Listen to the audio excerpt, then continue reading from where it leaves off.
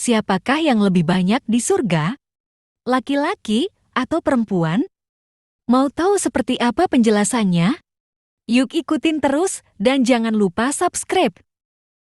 Muhammad bin Sirin atau terkenal Ibnu Sirin mengutip hadits riwayat sahabat Abu Hurairah yang mengisahkan perseteruan laki-laki dan perempuan perihal jumlah mereka di surga. Ibnu Sirin mengutip hadis yang menceritakan kelompok pertama dan kedua yang masuk ke dalam surga. Sahabat Abu Hurairah melalui hadits Rasulullah SAW menengahi perseteruan laki-laki dan perempuan perihal jumlah dari golongan mereka yang terbanyak menghuni surga. Dengan hadits Rasulullah Shallallahu Alaihi Wasallam tersebut, sahabat Abu Hurairah memberikan gambaran jumlah laki-laki dan perempuan penghuni surga. Yang artinya, dari Muhammad bin Sirin, suatu hari laki-laki dan perempuan saling membanggakan dan menyebut-nyebut diri, apakah laki-laki atau perempuan yang lebih banyak di surga? Sahabat Abu Hurairah berkomentar, bukankah Nabi Muhammad telah bersabda, rombongan pertama masuk ke surga dengan bercahaya laksana bulan purnama, rombongan berikutnya juga bercahaya laksana bintang yang berkilau di langit. Setiap laki-laki memiliki dua istri yang sungsung betis, keduanya tembus terlihat dari balik daging. Di surga tidak ada jomblo, Hadits Bukhari dan Muslim. Ibnu Sirin pada riwayat berbeda menceritakan perseteruan laki-laki dan perempuan yang kemudian bertanya kepada sahabat Abu Hurairah perihal perbandingan jumlah laki-laki dan perempuan di surga seperti hadits riwayat Ibnu Ulayyah. Yang artinya, dari Ibnu Sirin, ia bercerita bahwa laki-laki dan perempuan bertikai perihal jenis mana di antara mereka yang paling banyak menghuni surga. Mereka lalu bertanya sahabat Abu Hurairah. Ia berkata, Nabi Muhammad SAW bersabda seperti hadits riwayat Ibnu Ulayyah sebelumnya dari Abu Hurairah, hadis riwayat Muslim. Para ulama, seperti Imam An-Nawawi, memahami bahwa hadits ini secara harfiah menegaskan bahwa perempuan merupakan mayoritas penghuni surga kelak. Perempuan yang dimaksud adalah perempuan jenis manusia bukan bidadari surga. Yang artinya, Al-Qadi berkata, secara harfiah hadits ini mengatakan perempuan merupakan penghuni terbanyak surga, tetapi hadits lain menyebutkan bahwa mereka adalah penduduk terbanyak neraka. Keluar dari pertemuan kontradiksi ini, dapat dikatakan bahwa perempuan merupakan keturunan terbanyak anak Adam, semuanya merupakan bangsa manusia, kalau tidak dipahami demikian.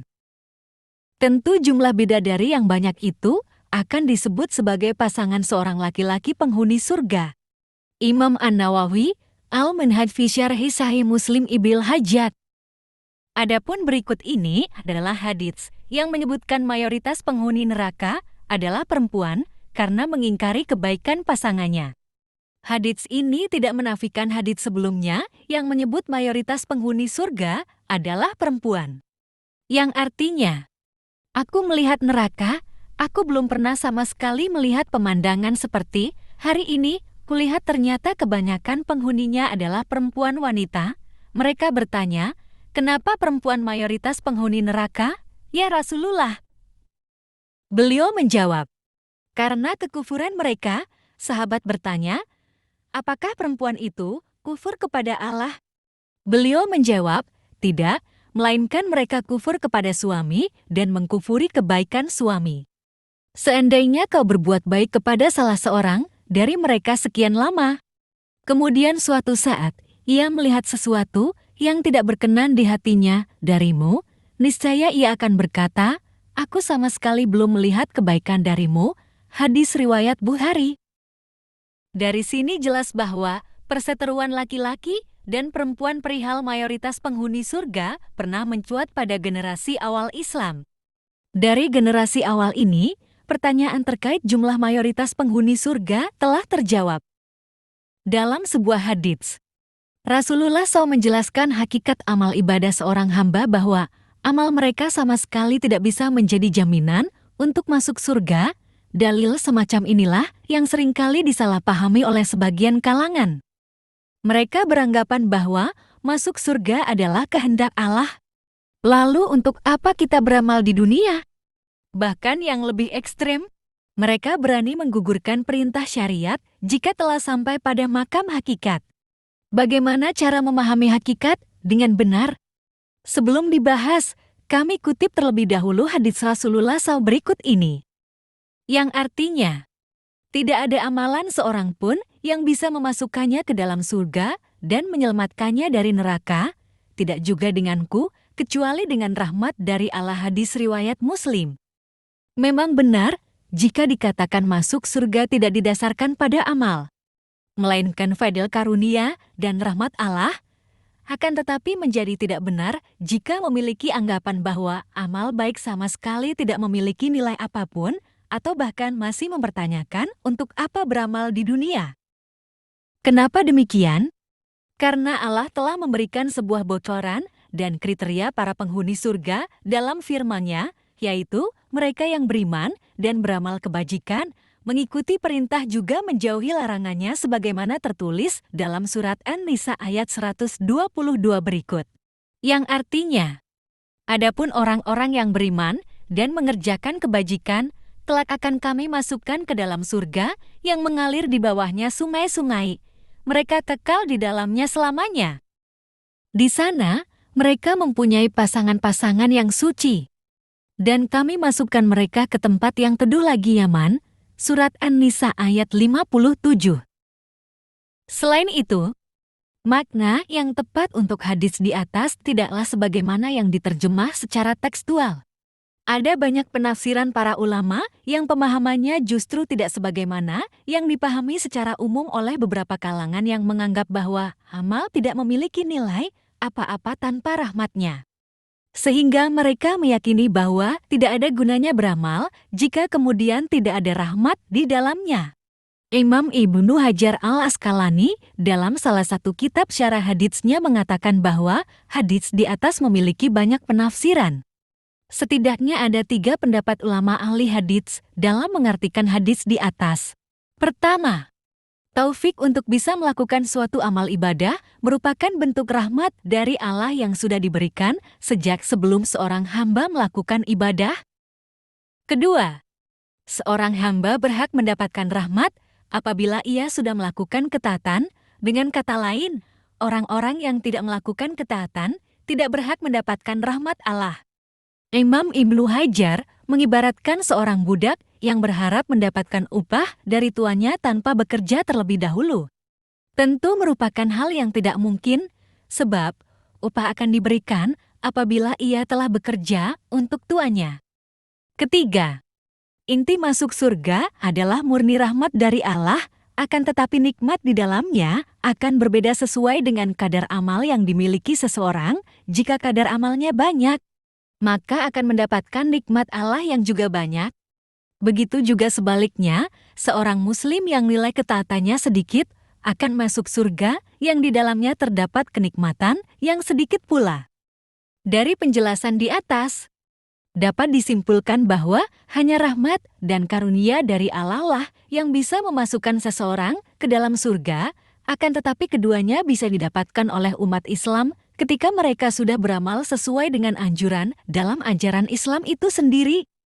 Terus beramal sesuai syariat sebagai representasi patuh pada perintahnya dan meyakini bahwa bukan amal itu yang menyebabkan seseorang masuk surga. Imam Abu Zakaria Muhyiddin Yahya bin Syarf an-Nawawi wafat 676 jam dalam kitab haditsnya mengatakan bahwa dalam konteks ini, ulama Ahlus Sunnah wal Jamaah memiliki pandangan yang berbeda dengan kelompok Mu'tazilah yang menganggap bahwa wajib bagi Allah memberi pahala bagi yang melakukan ketaatan.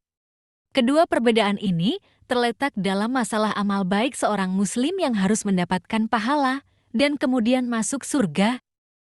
Menurut mazhab Ahlus Sunnah, Allah tidak menetapkan pahala, siksa, wajib, dan haram dalam semua tuntutan taklif berupa kewajiban dan keharaman. Semua kewajiban itu dilandasi oleh syariat, oleh karenanya Allah tetap adil apabila menyiksa mereka yang taat dan orang-orang saleh. Begitu juga tetap adil apabila memuliakan orang kafir dan memasukkan mereka ke dalam surga. Akan tetapi, benarkah kelak Allah akan melakukan semua itu? Ternyata jawaban Imam Nawawi tidak demikian, ia mengatakan. Yang artinya, meski demikian, namun Allah telah memberi kabar dan kabarnya benar bahwa ia tidak akan melakukan demikian sebagaimana penjelasan sebelumnya. Akan tetapi memberi ampunan kepada orang mukmin dan memasukkan mereka ke dalam surga dengan rahmat-Nya.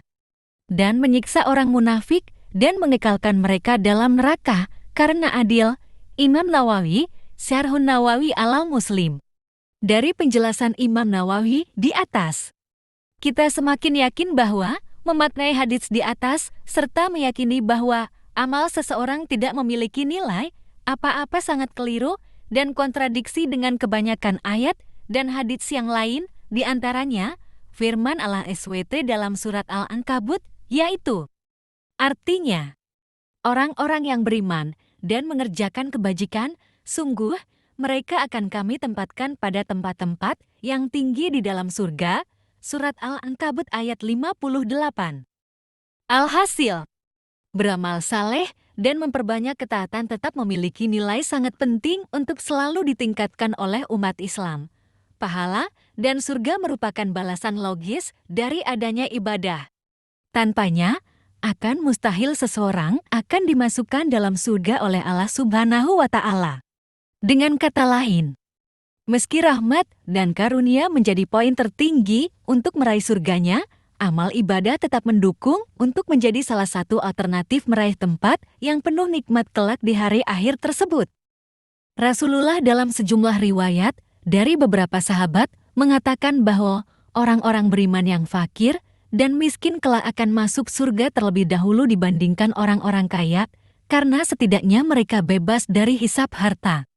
Ibnu Majah meriwayatkan hadits Rasulullah SAW yang menyatakan bahwa orang-orang miskin akan lebih dulu setengah hari masuk surga daripada orang-orang kaya.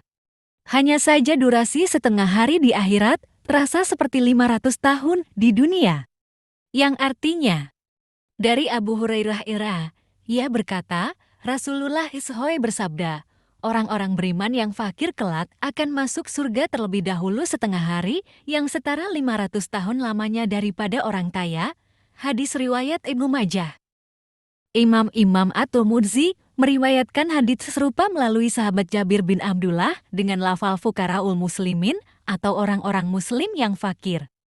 Adapun berikut ini adalah hadits riwayat At-Tirmidzi dan Ibnu Majah dari sahabat Abdullah bin Umar radhiyallahu anhu yang menceritakan keluhan orang fakir dari kalangan muhajirin kepada Rasulullah perihal keterbatasan finansial dalam kaitannya dengan ibadah. Yang artinya, dari Abdullah bin Umar ia bercerita, orang-orang miskin dari kalangan muhajirin mengadu kepada Rasulullah atas kelebihan yang Allah anugerahkan kepada orang-orang beriman yang kaya. Rasulullah bersabda, "Wahai orang-orang miskin, maukah kuberikan kabar gembira kepada kalian?